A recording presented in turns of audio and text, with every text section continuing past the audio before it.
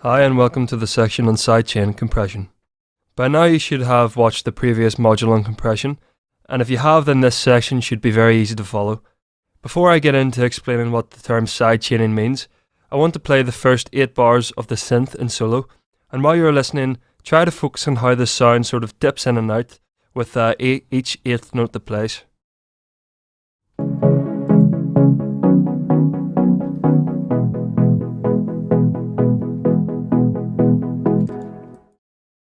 Now this subtle pumping effect wasn't actually created using sidechain, but rather using the velocity data in the piano roll to bring the filter cutoff up and down each time. You should remember this section from level 1, but what I want to do now is to create an even more obvious dipped rhythm or pumping effect as it's commonly described. Sidechaining is the process of sending one audio track to another without the audio being heard at the track that you're assigning it to.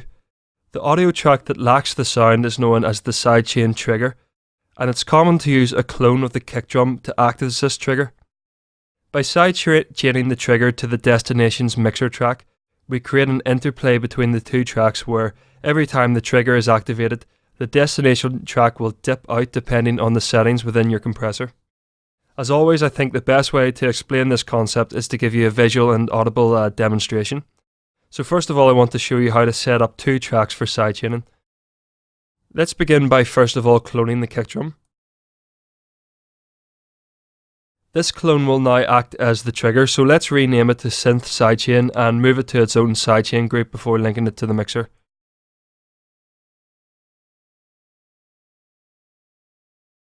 And just hold Alt and G to group it.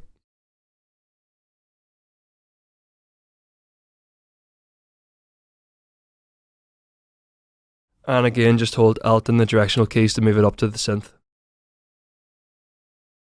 So now that we both have the synth track and sidechain track inserted on the mixer, we can begin the process of routing them.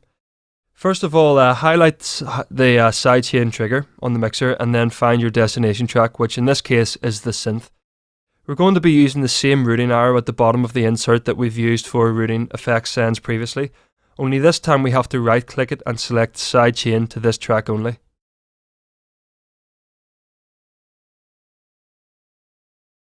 Now that the sidechain has been routed, you'll notice that when I try to play the trigger, it no longer has any audio coming from it.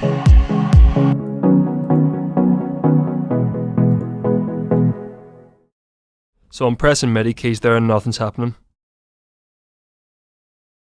Now in the previous session we used the Fruity compressor, but in this case I want to use the Fruity limiter, which also contains a compressor module. The controls are no different to what we've already looked at, so it should be perfectly fine to follow along. The only difference is the interface of each plugin. I should also note that this isn't the only way to sidechain in FL Studio, but it's definitely one of the quickest and easiest ways, which is why I chose it. As always, if you finish the video and want to know more, there are more comprehensive sidechain tutorials available on the Sonic Academy website, so let's go ahead and load the limiter on the synth.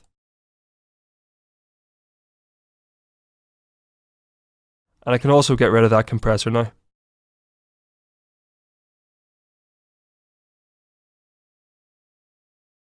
By default it lands us in the limiter section, so click the compression box to switch to the compressor module.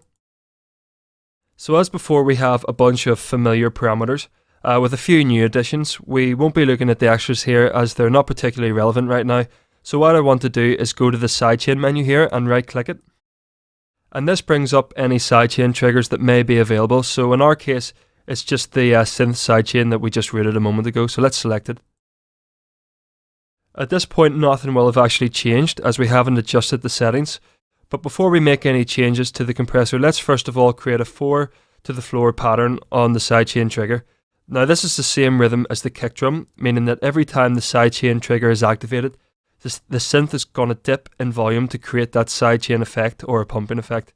So let's draw it in and place it in the playlist. I'll just go up to the next available pattern.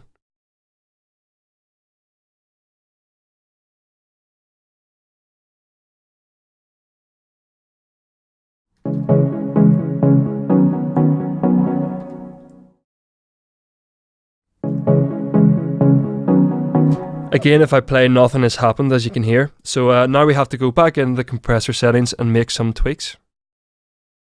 I'm going to begin by bringing the threshold down to about halfway between the loudest peak and the quietest parts, and you have this visual representation on the graph which comes in handy.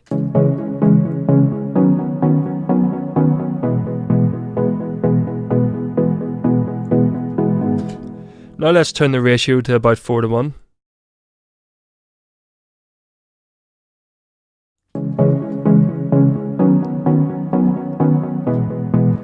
So now when I play it, you'll notice some reduction being applied on the graph, but it's nowhere near enough to create a pumping effect. So what I want to do is bring the threshold right down to minimum, then gradually raise it up to a point that's suitable.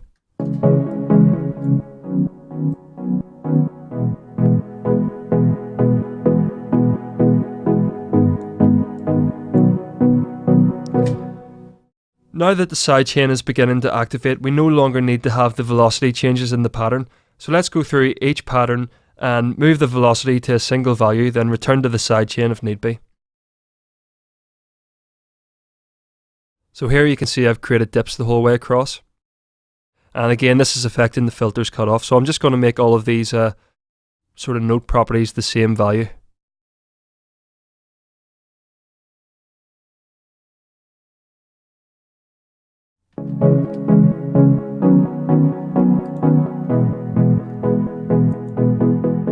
And there's sidechain off.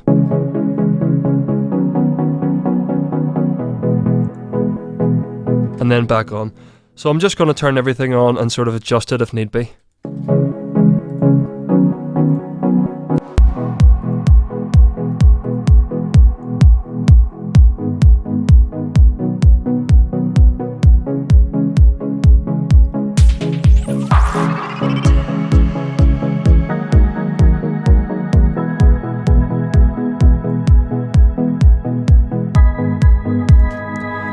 Okay, so that sounds about right at its current setting.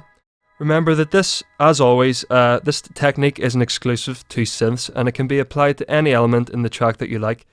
You may want to use it for things like dipping the bass in and out every time a kick drum hits, or in vocals, hi-hats, pads, anything you like.